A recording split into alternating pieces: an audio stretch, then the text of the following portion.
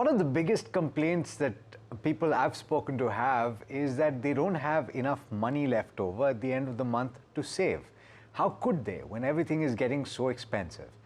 Well, we're trying to fix that problem for you. And I'm in conversation with Nisreen Mamaji, who's the founder of MoneyWorks Financial Services. Nisreen, thanks so much for taking the time. This is a common refrain. Is there a solution here? Are there tips and tricks that you can follow? And what are the red flags according to you? Let's start with that. What are the red flags according to you to tell you that you're spending too much? Sure, thank you for having me, Alex. It's a very interesting topic, basically. So the red flags could be, you are an impulse buyer. You frequently have unplanned purchases either online or in a store. So, either ways. Then you are paying for a lot of, multiple unused, say, OTT, gym or app services. These are subscription creeps that we tend to have. You're using, your credit to fund your lifestyle. So this is, vacations, gadgets, clothes. You're keeping on purchasing all this on borrowed money, and your savings rate is below 10% of your income. That's a very, very clear danger sign. So these are some of the red flags that you should be looking out for, when you are worried about basically spending more than you're earning. Important point. But a lot of young people say, look, why should I sacrifice now? Especially after COVID-19, a lot of people said, I want to experience life right now. I don't want to push it down the road. So how do you balance that with the pragmatism that tells you have to save for the future? Yeah, so this YOLO mentality is something that I'm really hearing very, very regularly. You only live once, but you don't want to spend, the second half of your life paying for the first half where you haven't really planned. So there are very simple rules to follow, something that we should all be thinking about. There's a 50-30-20 rule. So 50% you spend on your fixed expenses, like your rent, your utilities, your essentials, your EMIs, etc. 30% is for your wants, your dining, your travel out, your recreation, your holidaying, etc. And 20% should be your savings and investment, where you're deferring your spending today for a very comfortable tomorrow. So the 50-30-20 rule is something that you can follow even when you want to bring in some kind of pragmatism to the YOLO mentality that a lot of the young people today are following. Then you build a guilt-free spending money, into your budget. So you can enjoy today without compromising your tomorrow. So you can choose experiences or excess possessions. Basically that's more important, because then your memories are more important than all these purchases that we have, because then, you're just leading the way to declutter later. So remember, just having a lot of, physical possessions will give you, a decluttering requirement tomorrow. So obviously spend on your memories, spend on your experiences, but follow the 50-30-20 rule. That's a really very interesting way for you to, be able to do that.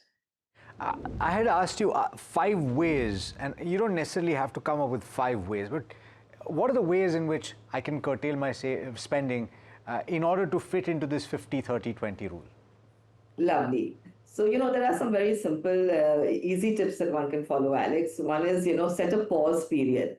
So wait 48 or 24 hours at least before making a non-essential purchase, so that will give you time to just rethink and, maybe change your mind, because that's something that if you sleep over a certain decision, it's possible that you will change your mind. Some other things are, unsubscribe and declutter, what I mentioned earlier. So whatever apps and, a lot of activities that you have been doing, memberships, a lot of time we sign on for gym memberships and we don't really go. So go through that list. And if you haven't used it for the last 3 to 6 months, then declutter and, cancel that and save that money. A lot of mailing lists that we have, which cost us money, remember to unsubscribe. Then, you have a cap, you're eating out and you're ordering in, because that's a really very huge expense, which we forget about.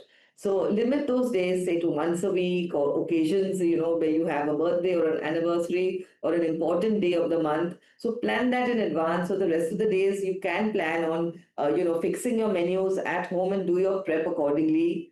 Then, go cash for wants.